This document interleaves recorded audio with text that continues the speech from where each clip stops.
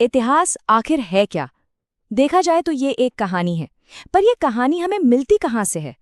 कभी तो ये हमें स्याही से लिखी किताबों में मिलती है, तो कभी जमीन के नीचे दबी सदियों पुरानी कब्रों की खामोशी में।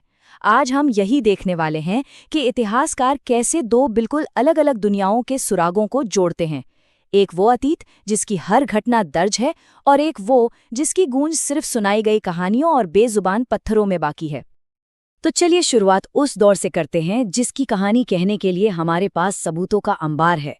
एक ऐसा दौर जिसे लिखा गया, जिसकी तस्वीरें ली गईं, जिसे फिल्माया गया और जिसकी हर बड़ी घटना को तारीखों में हमेशा हमेशा के लिए कैद कर लिया गया। जी हाँ, हम बात कर रहे हैं द्वितीय विश्व युद्ध की। देखिए, सब कुछ कितना साफ और सटीक है। 1939 जर्मनी ने पोलैंड पर हमला किया और दुनिया एक महायुद्ध की आग में झुलस गई। 1941 पर्ल हार्बर पर हमला हुआ और अमेरिका भी इस जंग में कूद पड़ा। 1944 में डी डे ने लड़ाई का रुख ही मोड़ दिया और फिर 1945 में जर्मनी और जापान ने घुटने टेक दिए। ये वो तारीखें हैं जिन्हें कोई चुनौती नहीं दे सकता। ये इतिहास में पत्थर की लकीर की तरह हैं। अब जो बात वाकई दिलचस्प है वो ये है कि दर्ज इतिहास हमें सिर्फ ये नहीं बताता कि क्या हुआ, बल्कि ये भी बताता है कि क्यों हुआ। देखिए, पहले विश्व युद्ध के बाद हुई वर्साई की संधि ने जर्मनी पर बहुत अपमानजनक शर्तें थोप दी थीं। इससे वहां की जनता में जबरदस्त गुस्सा था, और इसी गुस्से की आग पर अपनी सियासत की रोटियां सेककर एडोल्फ हिटलर और उसकी नाजी पार्टी सत्ता में आ गई। ये सब कुछ हमें सरकारी दस्तावेजों, भाषणों और उस दौर के अखबारों से साफ साफ पता चलता है। और यहाँ देखिए, दुनिया कितनी साफ साफ दो हिस्सों में बटी हुई थी। एक तरफ थे धुरी राष्ट्र जर्मनी, इटली और जापान, और दूसरी तरफ थे मित्र राष्ट्र ब्रिटेन, फ्रांस, सोवियत संघ और अमेरिका। कौन किसके साथ था, किसने कब किसका साथ दिया, ये सब संधियों और घोषणापत्रों में लिखा हुआ है। यहाँ अंदाजे की कोई गुंजाइश ही नहीं है। लेकिन लिखे हुए इतिहास का सबसे स्याह पन्ना शायद ये आंकड़ा है, 6 करोड़ से ज्यादा लोग। सोचिए, ये एक ऐसी संख्या है जिसकी कल्पना करना भी मुश्किल है। पर यह कल्पना नहीं, एक कड़वा सच है। एक ऐसा तथ्य जो हमें जनगणना के आंकड़ों, फौजी रिकॉर्ड्स और अनगिनत रिपोर्टों से मिला है। हर एक आंकड़े के पीछे एक दर्दनाक कहानी छिपी है।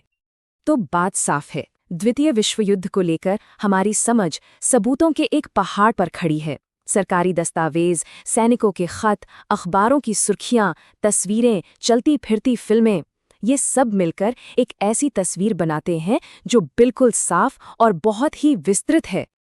और बस यहीं से हमारी ये पड़ताल एक बिल्कुल नया और रोमांचक मोड़ लेती है। जरा सोचिए, हम उस दौर की कहानी कैसे कहें जब कागज और स्याही नहीं थे, जब इतिहास लिखा नहीं जाता था। हम उस गुमनाम अतीत के राज कैसे खोलें जिसका कोई लिखित सबूत मौजूद ही नहीं है।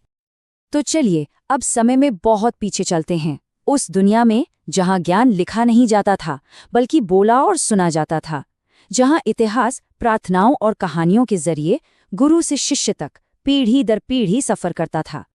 ये दुनिया के सबसे पुराने पवित्र ग्रंथों में से एक ऋग्वेद की एक पांडुलिपि है। लेकिन जो बात इसे असाधारण बनाती है वो ये है कि कागज पर उतरने से सैकड़ों साल पहले तक ये सिर्फ एक आवाज के रूप में जिंदा था। इसे पढ़ा नहीं जाता था, इसे सुना और कंठस्थ किया जाता था। ये ज्ञान का एक बहता हुआ दरिया था जो एक पीढ़ी से दूसरी पीढ़ी तक बहता चला गया। तो आखिर ये ऋग्वेद है क्या? अच्छा, इसकी रचना आज से लगभग 3500 साल पहले हुई थी। इसमें 1000 से भी ज्यादा प्रार्थनाएं या कह लीजिए भजन हैं, जिन्हें सूक्त कहते हैं। और सूक्त का मतलब होता है सुंदर ढंग से बोला गया। ये प्रार्थनाएं अलग अलग देवी देवताओं की तारीफ में रची गई थी।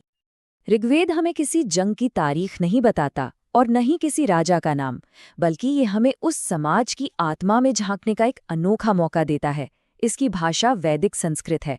ये हमें उनके देवताओं के बारे में बताता है। अग्नि यानी आग के देवता, इंद्र यानी युद्ध के देवता, और सोम जो एक पौधे से बनने वाला खास पेय था।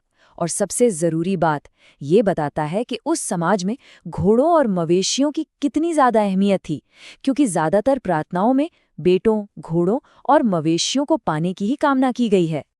लेकिन तब क्या होता है जब सुनाई गई कहानियां भी वक्त की धुंध में खो जाती हैं? जब हमारे पास शब्दों का कोई सुराग नहीं बचता, सिर्फ चीजें बचती हैं, तब इतिहासकार एक जासूस बन जाता है और सुराग मिलते हैं पत्थरों की खामोशी में। ये जो आप देख रहे हैं वो एक महापाषाण कब्र है। महा यानी बड़ा और पाषाण मतलब पत्थर। ये बड़े बड़े पत्थर आज से करीब 3000 साल पहले लोगों को दफनाने वाली जगहों पर निशानी के तौर पर लगाए जाते थे। ये पत्थर उन लोगों की कहानियों के खामोश पहरेदार हैं जिन्होंने अपने पीछे कोई शब्द नहीं छोड़े। जब पुरातत्वविद यानी आर्कियोलॉजिस्ट इन कब्रों को खोदते हैं तो उन्हें कंकालों के साथ साथ बहुत कुछ मिलता है। लोहे के हथियार जैसे कटार और औजार जैसे कुल्हाड़ियां। ये चीजें हमें चिल्ला चिल्ला कर बताती हैं कि वो लोग लोहे का इस्तेमाल करना जानते थे। वो शिकारी थे और शायद योद्धा भी थे। हर एक औजार उस जिंदगी का एक टुकड़ा है जिसे हम आज फिर से जोड़ने की कोशिश कर रहे हैं। और ये स्लाइड बहुत जरूरी है।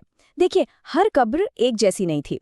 दक्षिण भारत में ब्रह्मगिरी नाम की एक जगह पर एक कंकाल के साथ 33 सोने के मनके और शंख मिले। वहीं दूसरी कब्रों में कंकालों के पास सिर्फ कुछ मिट्टी के बर्तन थे। ये फर्क क्या बताता है? ये उस समाज में मौजूद हैसियत के फर्क को दिखाता है। कुछ लोग अमीर और शायद ज्यादा महत्वपूर्ण थे, जैसे कोई सरदार, और कुछ लोग बस आम इंसान थे। एक और दिलचस्प खोज ये हुई कि कभी-कभी एक ही महापाषाण कब्र के अंदर एक से ज्यादा कंकाल मिलते हैं। इससे अंदाजा ये लगाया जाता है कि शायद ये एक तरह की पारिवारिक कब्रगाह थी, जहां एक ही परिवार के लोगों को अलग-अलग समय पर दफनाया जाता था। कुछ कब्रों में तो एक पोर्ट होल यानी एक सुराग भी मिला है, जिससे शायद बाद में शवों को कब्र के अंदर पहुंचाया जाता होगा। तो हमने देखा कि कैसे अलग-अलग दौर की कहानी जानने के लिए इतिहासकारों को अलग-अलग जासूसी के तरीके अपनाने पड़ते हैं। ये बिल्कुल एक बहुत बड़ी पहेली को सुलझाने जैसा है, जिसका हर छोटा बड़ा टुकड़ा अनमोल है। तो एक इतिहासकार के औजारों के बक्से में आखिर होता क्या-क्या है? सबसे पहले लिखित रिकॉर्ड, जो हमें तारीखें, नाम और वजहें बताते हैं। फिर आती हैं मौखिक परंपराएं, जैसे ऋग्वेद, जो हमें किसी समाज की सोच और मान्यताओं के बारे में बताती हैं। और आखिर में पुरातात्विक सबूत, यानी कब्रें, औजार और कंकाल, जो उन लोगों की कहानी कहते हैं जो अपने पीछे कोई शब्द नहीं छोड़ गए।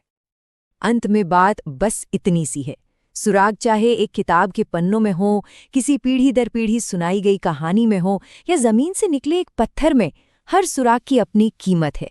हर सुराग हमें अतीत की धुंधली तस्वीर को थोड़ा और साफ देखने में मदद करता है, चाहे वो एक भयानक विश्व युद्ध की कहानी हो या हजारों साल पहले की किसी गुमनाम इंसान की। और अब एक सवाल जो हमें खुद से पूछना चाहिए, हजारों साल बाद जब भविष्य के इतिहासकार हमारे इस दौर को समझने की कोशिश करेंगे तो उन्हें क्या मिलेगा? हमारे डिजिटल मैसेज, हमारी ऊंची ऊंची इमारतें, या हमारा फेंका हुआ कचरा? हम आज भविष्य के इतिहासकारों के लिए कौन से सुराग पीछे छोड़ रहे हैं? सोचिएगा जरूर।